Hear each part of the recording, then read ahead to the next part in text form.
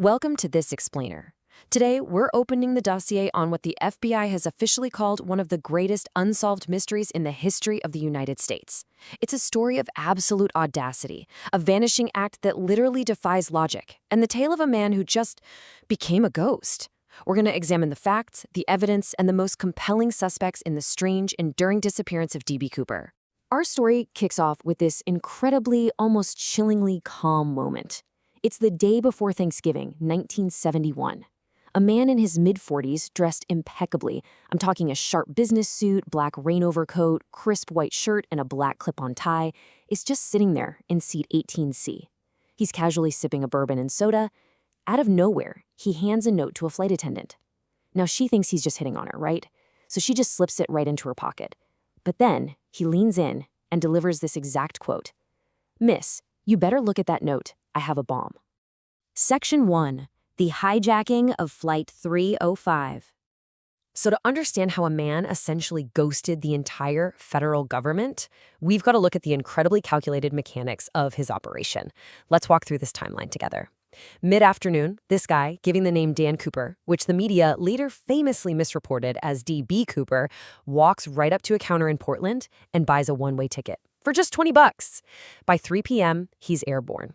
Shortly after takeoff, he pops open his dark briefcase to reveal red sticks and this tangled array of wires. Fast forward to 5 p.m., and he has effectively taken an entire Boeing 727 hostage, setting a hard deadline for his ransom. By that evening, the plane touches down in Seattle to make the swap, 36 terrified passengers in exchange for his demands. Okay, so what exactly were those demands? Well, they were incredibly specific.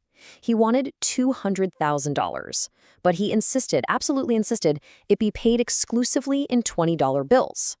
Now, this wasn't just some random quirk. Demanding 20s meant the FBI suddenly had a mountain of serial numbers to track down, but it also added an immense physical weight to his payload. He also demanded 4 parachutes in total, 2 back and 2 front, plus a fuel truck ready and waiting upon landing. His final warning in that note? No funny stuff, or I'll do the job. Section 2. A leap into the dark. All right, so the passengers are off, the money is safely on board, and Cooper orders the crew to take off from Mexico City. But he demands they stay below 10,000 feet. And I want you to picture the contrast here. You have this suave image of Cooper, just chilling in the cabin, still sipping his bourbon. But as the plane flies somewhere over the rugged terrain between Seattle and Reno, Nevada, he puts on a pair of dark wraparound sunglasses. You know, the exact ones that would make his police sketch absolutely legendary. Then he does the unthinkable. He opens the rear staircase of the 727 and just leaps out, straight into a freezing, howling storm, never to be seen again. For years, the FBI scoured the Pacific Northwest. I mean, they looked everywhere, and they found absolutely nothing. Until 1980, 9 whole years later, a young boy is making a campfire with his dad on the beach at Tina Bar, and he unearths this rotting package. Inside, just $5,800 in $20 bills. Obviously, that's a surprisingly small fraction of the $200,000 he stole, but the serial numbers, they were a perfect match. To this day, it's literally the only confirmed trace of the ransom money ever found. It probably just washed down the Washougal River. Now, because of this total lack of physical evidence, the clock was really ticking for the authorities.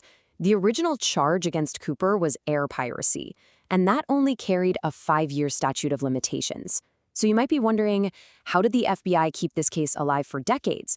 Well, they cleverly pivoted. They indicted him under the Hobbs Act. It's a federal statute designed to prevent extortion.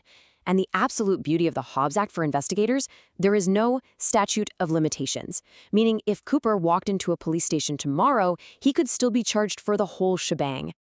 Section 3. The prime suspects. Over just the first 5 years alone, the FBI investigated more than 800 potential suspects. 800! Eventually, they whittled it down to a bizarre and totally fascinating shortlist. So let's break down 3 of the most compelling names on that list, because the circumstantial evidence here is just incredible. We're talking about Richard Floyd McCoy, Dwayne Weber, and Kenneth Christensen. First up, consider the eerie similarities of Richard McCoy. Just 5 months after Cooper vanished into the night, McCoy pulled off a nearly identical heist. Seriously, he demanded 4 parachutes. He used the rear stairs of a Boeing 727. He even reportedly wrote no funny stuff in his own ransom note.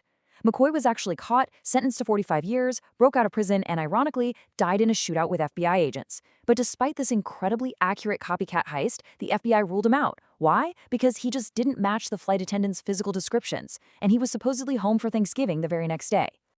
Then you have the tantalizing personal clues from our other suspects.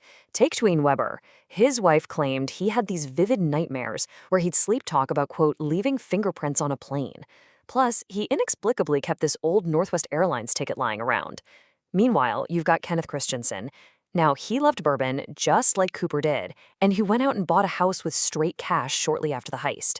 Even wilder, when an author showed Christensen's photo to one of the Flight 305 attendants years later, she said he was the absolute closest physical match she had ever seen. Section 4. Did he survive the fall? Okay, so all of these suspect theories assume one major thing. They assume that Cooper actually walked away from that drop. But is that even physically possible? I want you to really think about the sheer physics of what this man did. We all have this romanticized image of a master thief pulling off the perfect crime and riding off into the sunset. But let's look at the actual science of the jump. Special Agent Larry Carr took over the case in 2007, and he offered a very, very grim perspective. Here is Agent Carr's reality check, and honestly, it is brutally unforgiving. Cooper jumped into a pitch-black night. He had zero visibility of the ground because there was a 5,000-foot cloud cover. On top of that, he's facing 200-mile-an-hour winds and freezing rain. But here's the real kicker. He took 2 parachutes with him, right? Well, one was a military chute that couldn't even be steered. The other, get this, it was a training chute that had literally been sewn shut. Add to that the fact that this supposed criminal mastermind jumped into a jagged, heavily wooded area wearing a trench coat and slip-on loafers. Yeah, loafers. The FBI concluded that Cooper was absolutely not a skilled jumper. Honestly, he might have just rocketed straight into the pines. Section 5. The final missing pieces. So, when the physical trail went completely cold out there in the Washington woods, modern science decided to take a second look decades later. Remember that black J.C. Penney clip-on tie Cooper took off and left on his seat before he jumped? Well, a group of amateur scientists, known as the Citizen Sleuths, finally got their hands on it. Using a powerful electron microscope, they managed to extract a staggering number of microscopic particles from the fabric. We're talking north of 100,000 individual particles. And what they found hidden in those particles completely changed the profile of our suspect. They discovered rare earth elements, things like cerium, strontium sulfide, and pure titanium. Now, in 1971, these materials weren't just floating around in the everyday air. They were highly specialized, used in very narrow manufacturing fields, specifically in the aerospace industry. This led researchers to a massive breakthrough theory. Cooper wasn't just some random crook off the street. He was likely a manager or an engineer working in an aerospace plant, possibly even at Boeing, who were busy developing advanced supersonic aircraft right there in the Pacific Northwest at the exact same time. But despite all the advanced DNA tests, those microscopic tie particles, and a suspect list of over 1,000 people, the trail eventually hit a brick wall. In 2016, after an astonishing 45 years, the FBI officially closed the Norjack investigation. To give you an idea of the sheer scale of this hunt, by 2011, the physical case file measured 40 feet long. Think about that, 40 feet of leads, dead ends, and faded $20 bills. So at the end of the day, we are left staring at the ultimate blank space. Did an aerospace engineer somehow pull off the most daring, copycat-inspiring heist in American history and just walk away a phantom? Or did a foolish man in a trench coat and loafers, trusting a sewn-shut parachute, plunge to a freezing death in the dark? Look at all the evidence we've covered today. What do you believe happened to the man who vanished into the storm? Thanks for joining me on this explainer. Keep questioning everything, and I'll see you next time.